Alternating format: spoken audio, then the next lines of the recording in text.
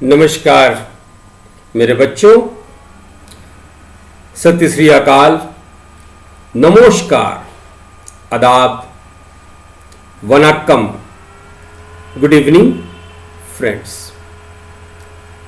आज 66 BPSC mains का GS paper 1 का एग्जाम था और हमको उस दिन की बात याद आती है जब हम लोग ये बैच शुरू किए थे और हम अपने प्रतिभाशाली बच्चों के साथ, फ्यूचर अधिकारियों के साथ बैठे थे। तो हमारा ये मुद्दा ये था कि क्वेश्चन को कैसे अटेम्प्ट करें, अच्छा से अच्छा आंसर हम लोग कैसे लिखें ताकि जीएस पेपर 1 में मैक्सिमम मार्क्स 300 का है तो कम से कम 200 लेके आए। जीएस पेपर 2 में 300 मार्क्स है, उसमें भी कम से कम 200 लेके आए। तो हमारा टेस्ट, प्रशिक्षण, जो ट्रेनिंग क्वेश्चन के आंसर करने पे था, यह हमारे लिए कभी मुद्दा नहीं रहा कि कौन कौन से इंपॉर्टेंट टॉपिक्स हैं। हालांकि इंपॉर्टेंट टॉपिक्स हम लोग कई दफा क्लास में डिस्कस कर चुके हैं और एक रिवीजन मोड के लिए YouTube पे ही 5 जुलाई को 66 मेंस इंपॉर्टेंट क्वेश्चंस करके हेडिंग है, एक वीडियो अपलोड किए हैं जिसका लिंक ये दिया हुआ है और डिस्क्रिप्शन बॉक्स पे भी इसका लिंक हम भेज देंगे। इसमें भी आपका सारा इंपॉर्टेंट क्वेश्चन इस पेपर का दिया हुआ है। हम लोग सेक्शन ही नहीं बात किए थे, टॉपिक नहीं बात किए थे, क्वेश्चन भी बात कर लिए थे कि इस तरह से क्वेश्चन की तैयारी करना है। इसके अलावा गूगल ड्राइव पे 16 जुलाई को list of important topics BPSC 66, BPSC 66वां मुख्य परीक्षा का महत्वपूर्ण विषय की सूची को भी गूगल ड्राइव पे अपलोड किए थे, जो कि हमारे इंस्टीट्यूट का विक्रम द्वारा बनाया गया नमस्ते इंडिया फेसबुक पेज पे वो अपलोड है, उसका लिंक दिया हो गया है।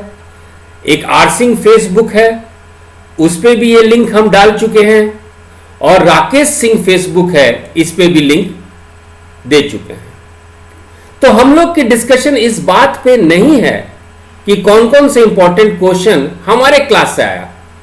वो आप देखेंगे 90% क्वेश्चन जो है डायरेक्टली आपके क्लासरूम डिस्कशन से, हमारे इंटरैक्शन के आधार पे हुआ। सवाल यह उठता है कि हम लोग इस क्वेश्चन को आंसर कैसे करें। तो चलिए इसी बात का हम लोग डिस्कशन चालू करते हैं। आज 29 जुलाई 2 बजे से 5 बजे के बीच जीएस पेपर 1 का एग्जाम हुआ था और सेक्शन 1 से हम लोग को 3 क्वेश्चन करना है, सेक्शन 2 से हम लोग को 3 क्वेश्चन करना था और सेक्शन 3 से 2 क्वेश्चन करना था। टोटल 8 क्वेश्चन हम लोग प्रैक्टिस टेस्ट के माध्यम से इसको काफी प्रैक्टिस कर चुके हैं। तो चलिए जरा क्वेश्चन का हम लोग विश्लेषण करें। यदि क्वेश्चन का आप विश्लेषण करेंगे तो पेपर 1 सेक्शन 1 में या खंड 1 में देखेंगे, एक क्वेश्चन था, What were the causes of the Santhal revolt? What were its course and outcome?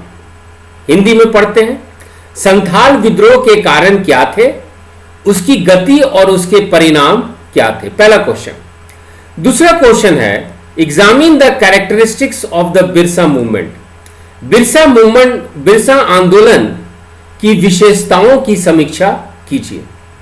अब देखिए, एक जनरल आंसर सारे बच्चे लिख दिए होंगे, लेकिन हमारे बच्चे, my students, our student group को थोड़ा सा अलग लिखना था, जनरल नहीं लिखना था। जनरल कारण, उसका प्रभाव, उसका नतीजा, परिणाम, रिजल्ट्स, आउटकम सब कोई लिखे होंगे। लेकिन याद होगा हम लोग क्लास में डिस्कस किए थे कि एक सेक्शन है, जैसे ये हेडिंग देखिए, इस वीडियो लिंक में भी इस पे वीडियो भी बना हुआ है कि संथाल अपराइजिंग और बिरसा मूवमेंट, बिहार में संथाल विद्रोह और बिरसा आंदोलन, ये दो इंपॉर्टेंट टॉपिक हम लोग क्लासरूम में भी डिस्कस किए थे। वीडियो भी यूट्यूब पे अपलोड किया गया है और इसका गूगल ड्राइव पे भी हम ये टॉपिक मेंशन कर चुके हैं। महत्वपूर्ण ये नहीं था कि ये दो टॉपिक से क्वेश्चन आया, महत्वपूर्ण ये है कि हम लोग इसको आंसर कैसे करेंगे। और आप देखिए कि जब हम लोग डिस्कशन कर रहे थे तो हम लोग बात किए थे इंग्लिश मीडियम के बच्चों के लिए कि we have to discuss the characteristics of tribal protest in the 19th century with suitable examples. And if we talk about tribal protest, their nature, then obviously our Santhal revolt and Birsa movement will be covered. We will be able to fully explain the details of tribal unrest in terms of its nature. Hindi में 19वीं सदी में आदिवासी विरोध की विशेषताओं पे बात कीजिए। हम लोग प्रकृति पे बात किए थे कि ये विद्रोह क्यों हुआ, कारण क्या था, वो महत्वपूर्ण नहीं था, लेकिन किस तरह के पृष्ठभूमि में ये आदिवासी थे, उनका ऐतिहासिक, भौगोलिक, धार्मिक मानसिकता क्या थी। जब हम लोग नाम लेते हैं आदिवासी, मतलब उस भूमि के पहले मनुष्य, ऐसा ही वो लोग का मानना था। संथाल का हो, चाहे वो मुंडा जनजाति का हो, अंग्रेजी में आदिवासी को हम लोग बोलते हैं एब originals, the original people of that land. और इस तरह के यदि इस टर्म्स में आप इस अनरेस्ट को, इस आंदोलन को समझाएंगे, क्योंकि आपको किसान विद्रोह और आदिवासी विद्रोह में अंतर बताना है। भाई लीडर तो बाद में आते हैं ना। अभी तक इतिहास में हम लोग इस बात पे बड़ा जोर दिए थे कि शुरू के इतिहास लेखन में लोग नायक के द्वारा इतिहास को बोलते हैं, लेकिन चंपारण सत्याग्रह हो, चाहे बिरसा आंदोलन हो, चाहे आपका संथाल मूवमेंट हो, सब में हम लोग ये बात किए थे कि आम जनता को नायक के रूप में आपको पेश करना है। हिस्ट्री फ्रॉम बिलो, है ना, इतिहास को नीचे के नजरिए से देखना है और वही आंसर करना है। यही है प्रोटेस्ट का नेचर, यही है विद्रोह की प्रकृति। चंपारण सत्याग्रह में हम लोग जो है बहुत ही ज्यादा प्रैक्टिस भी किए थे, क्योंकि आपको किसान विद्रोह से अलग करना है और ये क्वेश्चन यही पूछ रहा है, ये क्वेश्चन कुछ और चीज नहीं पूछ रहा है। तो महत्व है कि हम लोग इस क्वेश्चन को कैसे आंसर करें, अदरवाइज आपको जनरल मार्क्स मिल जाएगा। और बार बार हम इसी बात की चेतावनी आप लोगों को देते थे। ये क्वेश्चन, ये टॉपिक हम लोग का प्री डिसाइडेड था, हम लोग क्लास में कर चुके हैं। अब चलिए अगला question. Champaran Satyagraha was a watershed in the freedom struggle, explain. Champaran Satyagraha स्वाधीनता संघर्ष का एक निर्णायक मोड़ था, स्पष्ट कीजिए। आई एम 100% श्योर बच्चों कि समानता जो बच्चे चंपारण सत्याग्रह का कारण लिखेंगे, गांधी जी का रोल लिखेंगे, उसका महत्व लिख देंगे, लेकिन क्वेश्चन तो ये नहीं है। क्वेश्चन कुछ और पूछा जा रहा है। और चलिए हम लोग क्लास डिस्कशन की ओर चलते हैं। ये क्वेश्चन जो है इसको हम लोग 3 से 4 भाग में बदल देना चाहिए, बांटना चाहिए, और तभी हम लोग इस क्वेश्चन को जो है सही रूप से आंसर कर सकते हैं। ठीक है, तो फिर से देखिए, ये क्वेश्चन है Champaran Satyagraha was a watershed in the freedom struggle, explain. Champaran Satyagraha स्वाधीनता संघर्ष का एक निर्णायक मोड़ था। इस क्वेश्चन को कुछ भाग में बांटना है। ठीक है, ये जो गाइड, लूसेंट, इस तरह का यदि हम लोग नजरिया रखेंगे तो मानसिकता विकसित नहीं होगी और फिर जनरल मार्क्स में हम लोग लैंड कर जाएंगे। तो सही आंसर के लिए, अच्छे आंसर के लिए हम लोग को पहला भाग जो है, ये क्वेश्चन हम लोग टेस्ट सीरीज में ये क्वेश्चन था आपका, वीडियो में भी फिर से हम ये क्वेश्चन दिए थे, अपलोड किए थे यूट्यूब पे। History needs to be retold from below. इतिहास को किसानों की नजरिया से देखना चाहिए। चंपारण सत्याग्रह था, लेकिन किसानों की भूमिका का विश्लेषण करेंगे तभी तो आपके स्वतंत्र संग्राम में एक नया मोड़ लिया।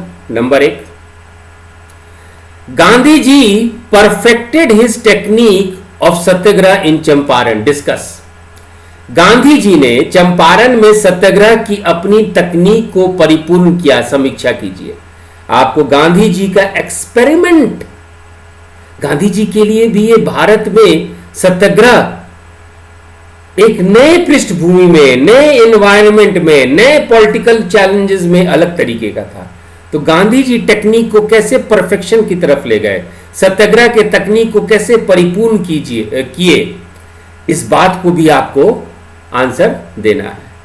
और तीसरा, to what extent the ryots of Champaran Satyagraha benefited from the Champaran Satyagraha in 1917, evaluate. 1917 में चंपारण सत्याग्रह से चंपारण के किसानों को किस हद तक न्याय मिला, समीक्षा कीजिए। यदि इस 3 पार्ट में आप करेंगे तभी आप ये आंसर दे सकते हैं कि Champaran Satyagraha was a watershed in the freedom struggle. Explain. Champaran Satyagraha स्वाधीनता संघर्ष का एक निर्णायक मोड़ था, जब आप अलग अलग समाज के अलग अलग पहलू के उसके योगदान को आप सामने लेके आएंगे। अगला क्वेश्चन है, discuss Nehru's views on communalism. Discuss Nehru's views on communalism and secularism. सांप्रदायिकता और धर्मनिरपेक्षता पर नेहरू के विचार को विवेचन कीजिए। अब सेक्युलरिज्म है ना, जो धर्मनिरपेक्षता कहते हैं, कम्युनिज्म सांप्रदायिकता पे नेहरू जी का, क्योंकि आप में उसमें थोड़ा सा आपको पॉलिटी का भी, कॉन्स्टिट्यूएंट असेंबली का भी मिश्रण डालना है, क्योंकि हमारा जब एक हम लोग सांप्रदायिक, इतना ज्यादा मल्टी रिलीजन कंट्री है, रहा है भारत, आपके जो है सेक्युलरिज्म और कम्युनलिज्म बहुत इंपॉर्टेंट टॉपिक हो जाता है। तो कॉन्स्टिट्यूशनल असेंबली में जो डिबेट्स है उसको भी आपको आधार बना के इस क्वेश्चन को आंसर करना चाहिए। अब देखिए 5वां question, bring out the main features of Patna Kalam painting. Patna Kalam चित्रकला की मुख्य विशेषताओं को स्पष्ट कीजिए। अब देखिए मुख्य विशेषताओं को आप स्पष्ट कीजिएगा, है ना, कि ये आपका पटना कलम है, पटना कलम की ये मुख्य विशेषता है, तो भी एवरेज मार्क्स की तरफ आप चले जाएंगे। लेकिन ये क्वेश्चन को हम लोग बहुत ढंग से प्रैक्टिस किए थे, और वो क्वेश्चन था, what is the continuity and change in Patna कलम। पटना कलम कला में निरंतरता और परिवर्तन क्या है, और पटना कलम कला में निरंतरता और परिवर्तन क्या है। जब आपकी विशेषताएं, जब इसकी फीचर्स लिखेंगे, तो पहले के कला से और बाद में ये कला किस तरह से विकसित हुई और क्या क्या भविष्य रहा और वर्तमान में क्या है, ये पूरा अच्छा से बनाएंगे। कंटिन्यूटी एंड चेंज को फोकस करते हुए पटना कलम कला में निरंतर परिवर्तन को आप जो है दिखाएंगे, कौन कौन इस क्या क्या विशेषता के साथ निरंतरता भी दिखाएंगे और उसमें कोई बदलाव भी दिखाएंगे, उसमें चेंज भी दिखाएंगे, तो आंसर बेटर होगा। और इस तरह का क्वेश्चन आपको हम एक और तरीके से हम लोग किए थे, वो था कि कोई भी कला जो है सामाजिक धार्मिक व्यवस्था का प्रतिबिंब होता है। आपको पटना कलम को should be shown as a reflection of the socio religious system. Patna Kalam सामाजिक धार्मिक व्यवस्था का प्रतिबिंब भी था, इस बात पे भी आपको गौर करना है। तो ये सब क्वेश्चन हम लोग कर चुके हैं। डिस्कस कर चुके हैं। ये क्वेश्चन पेपर YouTube पे भी आपको हम दे चुके हैं, ये क्वेश्चन पेपर गूगल ड्राइव पे भी आपको हम इस तरह का टॉपिक्स के बारे में आगाह कर चुके हैं। क्लासरूम में हम लोग तो इस तरह एक्सरसाइज किए ही हैं। अब देखिए छठा question, right short notes on any two of the following. निम्नलिखित में से किन्हीं दो पर संक्षिप्त टिप्पणियां कीजिए। गांधी जी व्यूज ऑन सत्याग्रह, सत्याग्रह पर गांधी जी का विचार। अब ये चंपारण को हम लोग इतने डिटेल में किए हैं, तो गांधी जी जो वहां पे आए और कैसे कैसे एक्सपेरिमेंट किए वही आपका शॉर्ट नोट्स हो गया। दूसरा है Jayaprakash Narayan and the quit India movement. Jayaprakash Narayan और भारत छोड़ो आंदोलन, ये बिहार स्पेशल है कि भारत छोड़ो आंदोलन में जयप्रकाश नारायण का क्या योगदान था, किस तरह से वो ग्रासरूट लेवल पे हर एक जगह वो काम किए थे, उसके बारे में लिखना है। और ये सब बिंदु देंगे बहुत ज्यादा, माने कहने एग्जामिनर को आप मार्क्स काटने का कोई गुंजाइश न देंगे आप, है ना। You are not living any room, in fact examiner will be please to see your answer. इस तरह से आंसर आप लिखेंगे। Subhash Chandra Bose and the INA. अब आईएनए के बारे में इतिहास आप लिख रहे हैं, लेकिन अधिकारी का विश्लेषण उस तरह से नहीं होगा। एक अधिकारी के रूप में आप विश्लेषण करेंगे कि किस परिस्थिति में आईएनए को स्थापित किया गया, आईएनए का क्या रोल था और आईएनए से क्या क्या संभावनाएं थी, आईएनए कहां कहां फेल किया। यदि दो दो लाइन तीन तीन लाइन भी इस मुद्दे पे आप लिखते हैं तो आपका आंसर जो है बहुत अच्छा बन जाएगा। चलिए, सेक्शन 1 उतना इंपॉर्टेंट, सेक्शन 2 इतना चैलेंजिंग नहीं रहा। सेक्शन 1 इतना इंपॉर्टेंट, कहने का मतलब कि वैसा हम लोग को उतनी सोचनी है कि हम लोग क्वेश्चन आया ना आया वो सारा टॉपिक्स हम लोग डिस्कस कर चुके हैं, है ना। इसके क्वेश्चन सैंपल आंसर भी आप लोग को दे चुका गया है कि किस तरह से आंसर करना चाहिए, किस तरह से इंट्रोडक्शन होना चाहिए, किस तरह से कंक्लूजन होना चाहिए, कहाँ कहाँ पे आपको मेन पॉइंट होना चाहिए, वो सारा एक्सरसाइज हम लोग क्लासरूम में कर चुके हैं। तो ये इतनी घबराने वाली बात नहीं है। आप लोग क्लास को फॉलो किए होंगे, या आपको जो है मैक्सिमम मार्क्स आपको दिला देगा और बच्चों से ज़्यादा नंबर आपको दिला देगा, ठीक है। क्योंकि हिस्ट्री पढ़ने का नज़रिया को हम लोग को बदलना है और यही चीज़ हम शुरू से आपको कह रहे थे। चलते हैं खंड 2 में। खंड 2 में जो पहला क्वेश्चन है, which organisation launch the world's first commercial rocket powered by biofuel Stardust 1, explain in detail. जैव ईंधन स्टारडस्ट 1 के द्वारा संचालित विश्व में प्रथम व्यापारिक रॉकेट को किस संगठन द्वारा शुरू किया गया है, विस्तार पूर्वक वर्णन कीजिए। देखिए, ये क्वेश्चन जो है थोड़ा सा हमको हम कहने पे ये मजबूर हो गए हैं कि हम आपको जो लिस्ट दिए थे, लिस्ट ऑफ इंपॉर्टेंट टॉपिक्स, ये साइंस एंड टेक्नोलॉजी सेक्शन से ज्यादा मायने रखता है। साइंस एंड टेक्नोलॉजी सेक्शन में आपको कहे थे, आप लोगों को बताए थे कि ऊर्जा क्षेत्र या एनर्जी सेक्टर से ना अल्टरनेटिव एनर्जी, है ना, वैकल्पिक ऊर्जा पे ये क्वेश्चन आएगा, पर्यावरण जलवायु परिवर्तन को देखते हुए। तो इस तरह का क्वेश्चन है। और स्टारडस्ट के बारे में याद होगा, हम लोग इसको जिक्र किए थे पीटी में कि यूएस का कॉमर्शियल पर्पस से इस तरह का रॉकेट की बात हम लोग किए थे। तो ये बहुत रिमोट है, लेकिन इसका महत्व आपको वैकल्पिक ऊर्जा के रूप में बताना होगा। तो थोड़ा सा ये क्वेश्चन जो है अलग इसलिए है कि साइंस एंड टेक्नोलॉजी सेक्शन से ओवरलैप कर रहा है, लेकिन आपके लिए और खास करके उन बच्चों के लिए जो भविष्य में बीपीएससी का परीक्षा देंगे, बीपीएससी बहुत यूपीएससी के पैटर्न पे जा रहा है। क्वेश्चन का पैटर्न नहीं बदल रहा है, लेकिन कंटेंट बदल रहा है, बहुत एनालिटिकल हो चुका है। तो थोड़ा सा जो हम बोलते हैं कि डेवलपमेंट ऑफ माइंड, मानसिक विकास, एक सेक्शन को दूसरे सेक्शन के साथ कोऑर्डिनेशन में समन्वय बना के पढ़िए, उसका ये सबसे बड़ा ये क्वेश्चन। यूपीएससी में हम लोग बहुत सारी इंपॉर्टेंट सेक्शन की बात करते हैं, लेकिन यूपीएससी में बहुत सारा क्वेश्चन ऐसा आ जाता है कि जो हम लोग डायरेक्ट नहीं बना पाते हैं, वो 2-3 सेक्शन को मिला के बना पाते हैं। उसी का ये सेक्शन 2 खंड 2 का क्वेश्चन नंबर 7 ये सबसे बड़ा उदाहरण है कि बीपीएससी भी कुछ इस मोड में बढ़ रही है। Question number 8, explain the 12th BRICS summits major emerging issues, partnership for global stability, shared security and innovative growth for the development. 12वें ब्रिक्स सम्मेलन के प्रमुख उभरते मुद्दे वैश्विक स्थिरता के लिए साझेदारी, साझा सुरक्षा और विकास के लिए अभिनव वृद्धि का वर्णन कीजिए। देखिए, इस क्वेश्चन को तो हम लोग डिस्कस करेंगे, लेकिन थोड़ा सा आपका आंसर जो है और लोग से बेहतर इसलिए हो जाएगा कि हम लोग बात किए थे कि एससीओ में यूएनएससी में, यूनाइटेड नेशन सिक्योरिटी ऑर्गेनाइजेशन में भारत का परमानेंट सीट के लिए, भारत इंडिया परमानेंट सीट चाहती है उसमें, तो कुछ ऐसा कदम उठाए जिससे कि यूएन निर्भर हो जाए भारत पे। और उसमें हम लोग अफ्रीका का उदाहरण दिए थे कि अफ्रीका जो है यूएन के दिल से बहुत जो है करीब है, और ब्रिक्स के द्वारा भारत को अफ्रीका में काम करने का मौका मिल रहा है। भारत हालांकि इसमें बहुत सारे कदम उठा चुकी है, लेकिन ये एक रास्ता बन जाता है यूएनएससी में भी।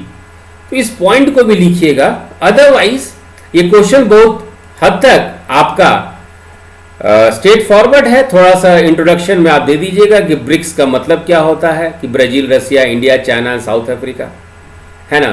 ये कोई संगठन नहीं है, साल में एक बार इनका मीटिंग होता है, और इसका उत्पत्ति, इसका जेनेसिस कैसे हुआ, इसका उद्देश्य क्या है, और कौन कौन से सहयोग क्षेत्र हैं, जैसे कि इकोनॉमिक कोऑपरेशन, आर्थिक सहयोग, पीपल टू पीपल एक्सचेंज, कहने का मतलब एक सांस्कृतिक सहयोग भी हो सकता है, ट्रेनिंग सहयोग भी हो सकता है।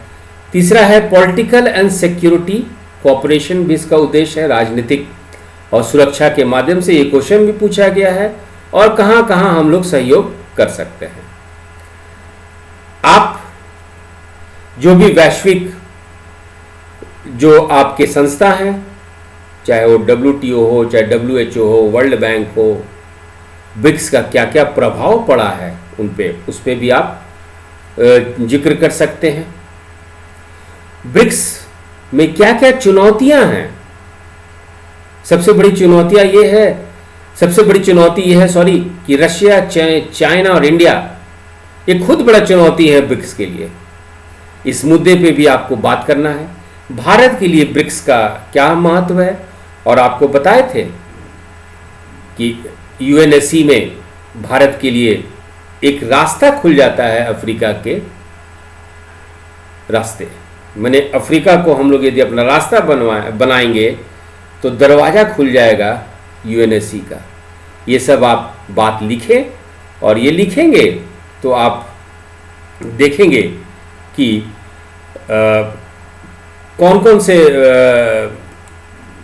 क्षेत्र को विस्तार पूर्वक, उत्पत्ति, संगठन, चुनौती, भारत के लिए महत्व, कौन कौन का क्षेत्र सहयोग का है, जैसे कल्चरल कोऑपरेशन, सांस्कृतिक सहयोग, इन्वायरमेंट एंड डिजास्टर मैनेजमेंट, पर्यावरण और आपदा प्रबंधन, पब्लिक हेल्थ, जिसको पीपल टू पीपल कॉन्टैक्ट कहते हैं, सार्वजनिक स्वास्थ्य, पीपल टू पीपल कॉन्टैक्ट, लोगों के बीच आपसी संपर्क, पॉवर्टी एलिविएशन, गरीबी उन्मूलन, counter terrorism and transnational crime, आतंकवाद और अंतर्राष्ट्रीय अपराधों से निपटना, क्लाइमेट चेंज, जलवायु परिवर्तन, ये सब मुद्दे पर आप यदि आप लिखते हैं तो आपका आंसर बहुत ही खूबसूरत तरीके से निकल जाएगा।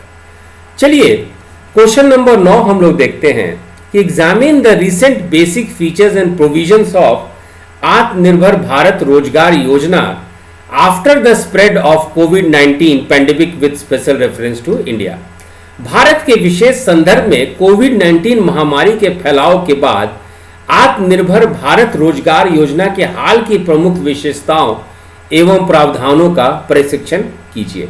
देखिए इस क्वेश्चन को भी हम लोग जो हैं कुछ महत्वपूर्ण क्षेत्रों में हम लोग बदल सकते हैं, ये बांट सकते हैं।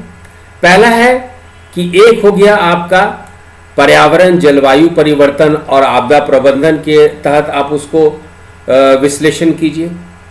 दूसरा जो है डिजिटल इंडिया के तहत उसका विश्लेषण कीजिए। तीसरा है कृषि और स्वास्थ्य के रूप में इसको विश्लेषण कीजिए। और चौथा है सतत विकास, सस्टेनेबल डेवलपमेंट। मैंने अपने आंसर को आप 4 भाग में बदल लीजिए, बांट लीजिए, sorry. Environment, climate change and disaster management, digital India और कोविड, जिसपे कि हम लोग डिस्कशन भी किए थे, कृषि और स्वास्थ्य में प्रौद्योगिकी या कृषि स्वास्थ्य में जैव प्रौद्योगिकी, उससे जो आपका अवसर निकल आ रहा है, और सतत विकास। ये सब क्वेश्चन इस तरह से आप डिस्कस करेंगे तो क्वेश्चन नंबर 9 भी आपका हो जाएगा, बहुत क्लियर कट है। Discuss question number 10, discuss between the India European broad based trade and investment agreement, Bharat यूरोपीय संघ के मध्य व्यापक आधारभूत व्यापार और निवेश समझौता की विवेचना कीजिए। ये क्वेश्चन हम लोग जो है बहुत अच्छे रूप से क्लास में हम लोग डिस्कस कर चुके हैं। ये टॉपिक भी दे चुके हैं ब्रेक्सिट के तहत आपको, कि ब्रेक्सिट में ब्रिटेन का जो एग्जिट हो रहा है यूरोपियन यूनियन से। ये स्लाइड्स अंग्रेजी में है, लेकिन हम लोग हिंदी और इंग्लिश दोनों में हम लोग क्लासरूम में डिस्कस किए थे। आप लोग को नोट्स भी दिया गया था यूरोपियन यूनियन पे, तो इसमें बहुत ज़्यादा सोचने की ज़रूरत नहीं है, सिर्फ आपको आंसर लिखना है। और आंसर लिखना है तो आपको ये बताना है कि भारत के लिए अवसर क्या क्या है कि नहीं, भारत के लिए चुनौतियाँ क्या क्या है, यूरोपियन यूनियन का प्रभाव, खास करके ब्रिटेन का निकल जाने से भारत पे क्या प्रभाव पड़ेगा, और विश्व पे जो है यूरोपियन यूनियन का क्या प्रभाव पड़ेगा। इस तरह से यदि क्वेश्चन को अवसर आते हैं, यूरोपियन यूनियन के बारे में 2 लाइन इंट्रोडक्शन दे दीजिए, और भविष्य में भारत यूरोपियन यूनियन का जो रिश्ता है, जो संधि है, उससे क्या क्या प्रभाव पड़ने वाला है, इससे आप कंक्लूजन कर दीजिए, आपका ये आंसर सही हो जाता है। Discuss about question number 11, discuss about Harit Bharat Sankalp, a mobile app to promote environment protection and sustainability in India. देखिए ये अगेन ये बहुत डिटेल क्वेश्चन है, और डिटेल क्वेश्चन है इसलिए क्योंकि हम लोग बात किए थे कि एनवायरमेंट पे, है ना, एनवायरमेंट पे आपका जो है बनता है, एनवायरनमेंट बहुत इंपॉर्टेंट हो जाता है, बायोडाइवर्सिटी बहुत इंपॉर्टेंट हो जाता है, आपका जो है जलवायु परिवर्तन, ये इंपॉर्टेंट ये टॉपिक है। और इसी टॉपिक में ये मोबाइल ऐप के बारे में हम लोग डिस्कस किए हैं, तो थोड़ा सा इस मोबाइल ऐप के बारे में डिस्कस कीजिए, स्टार्ट कीजिए मोबाइल ऐप से, और थोड़ा सा अवसंरचना और संचार सूचना प्रौद्योगिकी पे भी हिंट कर दीजिए, इंफ्रास्ट्रक्चर एंड कम्युनिकेशंस पे जरा हिंट कर दीजिए, है ना, ग्रीन एनवायरनमेंट का इंपॉर्टेंस बता दीजिए। ये क्वेश्चन आप जो है हल कर सकते हैं। हालांकि इसमें सेक्शन 2 में, खंड 2 में आपके पास जो है 3 क्वेश्चन ही करना था। यदि क्वेश्चन नंबर 8 आप सही से कर लेते हैं, 9 सही से कर लेते हैं, 10 सही से कर लेते हैं, तो इसमें आपका जो है गाड़ी निकल जाती है, अच्छे नंबर से आप आ जाते हैं। हरित भारत संकल्प जो है थोड़ा सा ग्रीन एनवायरनमेंट को, इनफैक्ट बार बार ये बोले थे कि हम लोग बहुत सारा क्वेश्चन, ये हम लोग क्लास में भी इस बात को डिस्कस किए थे कि ऐसा मत सोचिए बीपीएससी के बारे में कि पहले से आप क्वेश्चन बना के लेके जाएंगे और वैसे ही के वैसे ही आंसर लिख देंगे। बहुत सारे इश्यूज़ को, बहुत सारे कॉन्सेप्ट को, बहुत सारे टॉपिक्स को आपको मिला के उसी समय लिखना है।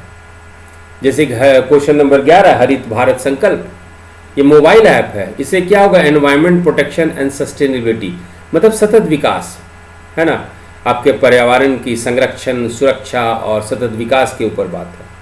तो पहले ये कॉन्सेप्ट आप एग्जामिनर को समझाएं, और अवेयरनेस के लिए, है ना, ये प्रमोशन कैंपेन के लिए हरित भारत संकल्प के बारे में आप, मोबाइल ऐप के बारे में आप बताएं। तो इस तरह से फिर आगे की क्या राह है ना, इससे आप कंक्लूड करेंगे तो ये क्वेश्चन जो है आसानी से ये बन जाएगा।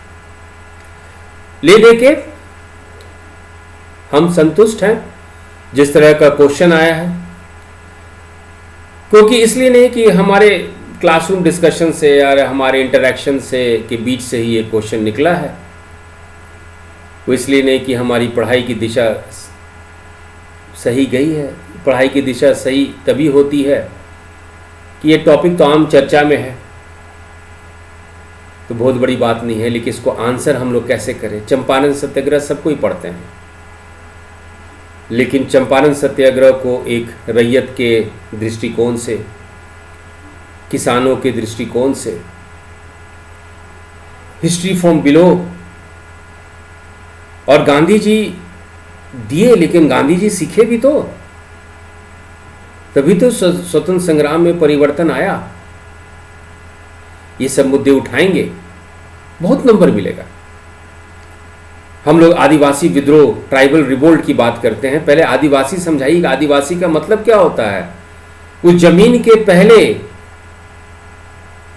लोग, तभी तो आदिवासी, एब original, first original person of that land. और यहीं से आपको प्रकृति चालू हो जाती है, क्योंकि आदिवासी विद्रोह और किसान विद्रोह में अंतर है, और क्वेश्चन आपको इसी के बारे में देखा गया। चलिए, कल हमारा सेकंड पेपर का, आपका सेकंड पेपर का एग्जाम है, और हम लोग all the best from my side, and let's discuss GS paper 2 tomorrow.